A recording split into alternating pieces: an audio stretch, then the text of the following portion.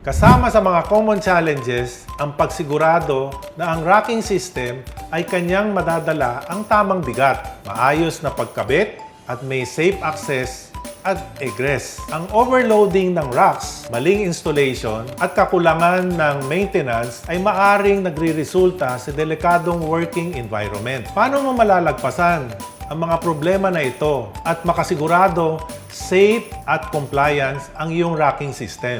Ensure proper installation. Ang tamang pagkakabit ay critical para sa safety. Ang racking system ay dapat securely anchor sa floor at maayos alignment para maiwasan ang pagtipping o pagbaksak. Ang common mistake ay maling pagkakabit at maaaring magresulta sa unstable racks. Let's say, na-install na ang racking sa warehouse nyo. Pag-usapan naman natin ang maintenance nito.